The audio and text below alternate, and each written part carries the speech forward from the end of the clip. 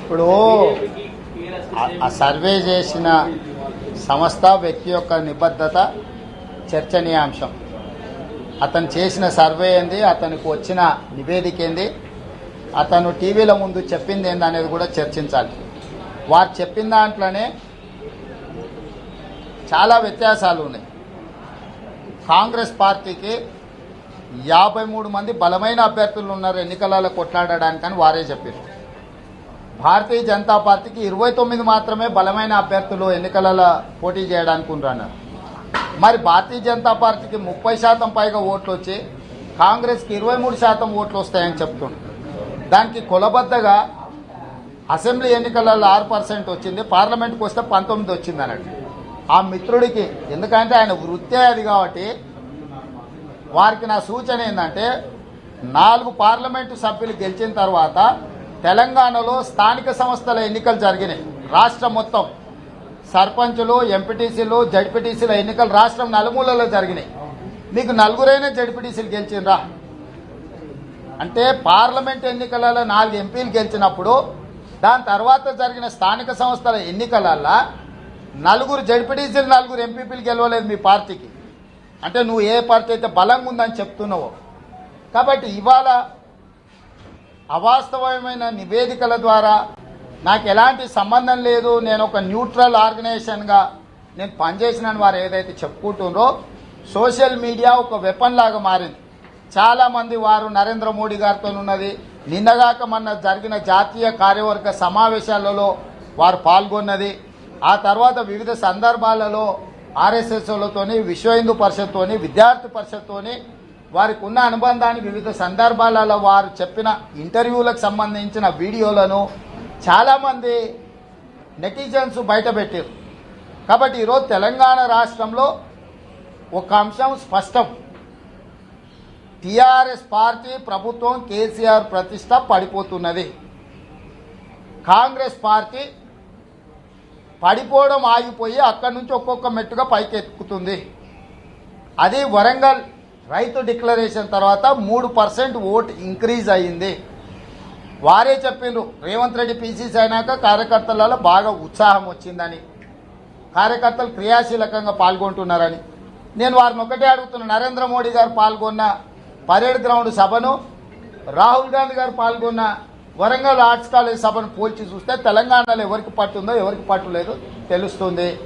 కొన్నిసార్లు ఏమవుతుందంటే దెబ్బల రాళ్ళే చూపితే సప్పుడు ఎక్కువ వస్తుంది. బీజేపీ వాళ్ళది కూడా గంతే ఉందే 4 అయినా కూడా కొంత అల్లరి పెడతారు.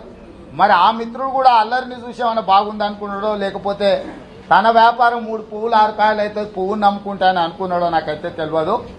ఏదేమైనా తెలంగాణ రాష్ట్రంలో ప్రజలు కోరుకుంటున్నారు కాంగ్రెస్ పార్టీని. తెలంగాణ తెచ్చినా అని చెప్పుకుని ఆయనకు 2 అవకాశాలు ఇచ్చినాము. నిజంగానే ఆంధ్రప్రదేశ్లో పార్టీ చనిపోయి కేంద్రంలో అధికారాన్ని కోల్పోయి తెలంగాణ రాష్ట్రంలో పార్టీకి తీర నష్టం జరిగినా శ్రీమతి సోనియా గాంధీ గారు తెలంగాణ రాష్ట్రం ఇచ్చింది కాబట్టి ఈసారి తెలంగాణ ప్రజలు నిర్దిష్టమైన అభిప్రాయంతో సోనియా గాంధీ గారి నాయకత్వాన్ని బలపరచాలని నిర్ణయించుకున్నారు. ఈ సంవత్సర కాలంలో మేము నిర్వహించిన దళిత గిరిజన దండోర కావచ్చు, విద్యార్థి నిరుద్యోగ సైరన్ కావచ్చు, నిత్యావసర వస్తువుల ధరల పెంపకం మీద మేము చేపట్టిన కార్యక్రమాలు కావచ్చు, రాహుల్ గాంధీ గారిని ఈడీ ఆఫీస్ పిలిచినప్పుడు కార్యకర్తలు పాల్గొన్నది కావచ్చు, లేకపోతే గవర్నర్ కార్యాలయాన్ని ముట్టడి కార్యక్రమం కావచ్చు, ఇట్లా చెప్పుకుంటూ వెళ్తే ఈ సంవత్సరంలో చాలా కార్యక్రమాలను క్షేత్రస్థాయిలో ప్రజల తరఫున వరి దీక్ష కావచ్చు, వడ్ల కొనుగోలు గిట్టుబాటు ధర కావచ్చు, ఇట్లా చాలా అంశాల మీద కాంగ్రెస్ పార్టీ చాలా కార్యక్రమాలను తీసుకున్నది. ఆ కార్యక్రమాలల్లో ప్రజల యొక్క భాగస్వామ్యాన్ని చూసిన తర్వాత అందరికీ ఒక నమ్మకం వచ్చింది కాంగ్రెస్ పార్టీ బలపడుతున్నదని. వారేమంటున్నారు, కాంగ్రెస్ కోట్లు ఇస్తే పార్టీ మారుతారని. ఆ మిత్రుడు నేను గుర్తు చేస్తున్నాను, నినాక మన నరేంద్ర మోడీ వచ్చే ముందల గ్రేటర్ హైదరాబాద్లో మీరు గెలిచిన కార్పొరేటర్లు అందరూ టీఆర్ఎస్లో చేరారు. మర్చిపోయినావా? మీ మహబూబ్నగర్ జిల్లా పార్టీ అధ్యక్షుడు, మీ రాష్ట్ర స్థాయి కార్యదర్శి బోడ జనార్దన్, అదేవిధంగా శ్రీనివాస్, ఇట్లా చాలా మంది భారతీయ జనతా పార్టీ కీలకమైన నాయకులు నరేంద్ర మోడీ రాష్ట్ర పర్యటనకు వచ్చినప్పుడు కాంగ్రెస్ పార్టీలో చేరింది. కాబట్టి ఇవాళ పార్టీలు మారడం, పార్టీ ఫిరాయింపులు ఒక కాంగ్రెస్కే పరిమితమైనట్టు, వాళ్ళంతా పునీతులైనట్టు మాట్లాడుతుంది. నిన్న మొన్న కాంగ్రెస్ పార్టీలో టీఆర్ఎస్కు సంబంధించిన మేయర్లు చేరిండ్రు, జిల్లా పరిషత్ చైర్పర్సన్లు చేరిండ్రు, ఎంపీపీలు చేరిండ్రు, జడ్పీటీసీలు చేరిండ్రు, ఎంపీటీసీలు చేరిండ్రు, సర్పంచులు చేరిండ్రు, మాజీ శాసనసభ్యులు బలమైన నాయకులు చేరిండ్రు. వీళ్ళంతా చేరినాక మాకు 30% ఉన్న ఓట్లు 23%కి ఎట్లా పడిపోతాయి?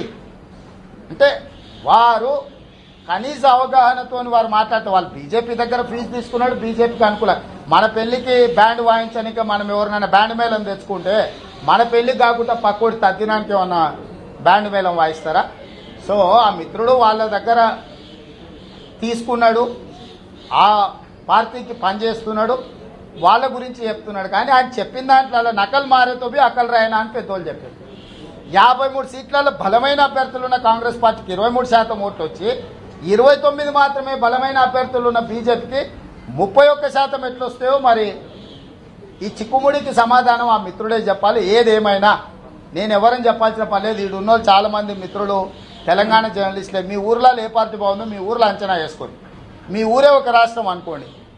అసలు మీ మీ మీ ఊర్లలో బీజేపీ కూడా జెండా పట్టుకునేటోడు ఉన్నాడా? ఓయిల పిలిస్తే కూలోడు రావచ్చు, కానీ పార్టీ కార్యకర్త కూడా ఉన్నాడా బీజేపీకి? ఇక బండి సంజయ్ పెడపొప్పలు పెడుతుడు. నేను ఎప్పుడు ప్రోగ్రామ్ పెట్టుకుంటే అప్పుడు రేవంత్ రెడ్డి ప్రోగ్రామ్ పెడుతుడు, నన్ను ఎవరు చూస్తలేడని. అరే అమ్మ, నువ్వు అమిత్ షాని తెచ్చుకున్నా పోయి ఆదిలాబాద్కు, నేను మల్లికార్జున ఖర్గే తెచ్చుకున్నా. మా మీటింగ్ కాడ గజ్వేల్లో కేసీఆర్ మీద మేము యుద్ధం ప్రకటించినాం. ఓ 2 లక్షల మంది మేము గజ్వేల్కి పోయినాం. మా దగ్గర బయట పల్లి బఠానీలు అమ్ముకున్నంత మంది కూడా అమిత్ షా మీటింగ్కు ఆదిలాబాద్లో లేరు. ఏంది నీ బాధ? నాకు అర్థం కాలేదు. బండి సంజయ్ అంటే నువ్వు బయటకు వెళ్ళినప్పుడల్లా అందరూ జరిగి ఇక నీకు మైదాన్ ఇవ్వాలా? నేను కేసీఆర్ మీద కొట్లాడితే నీకెందుకు నొప్పి అవుతుంది? అంటే కేసీఆర్ నీకు ఇస్తానని ఆయన ఇస్తలేడు. ఆయన నేను బయటకు వెళ్తే 2 తారీఖు నాడు ఆయన ఏందో మొదలుపెట్టినట్టే మేము మొదలుపెట్టు చూసిరా ఎటు చేస్తున్నాడు అని. అరే మాకంటే బలంగా ఉన్నప్పుడు చూపియప్ప నువ్వు. అసలు నువ్వే మేము పెట్టినప్పుడల్లా పెట్టి ఇదో కాంగ్రెస్ గింత అంత ఉన్నది, వాళ్ళది 3 కూడా లేదు, మాది 12 ఉందని చూపి బండి సంజయ్ ఓడుతానండి నేను.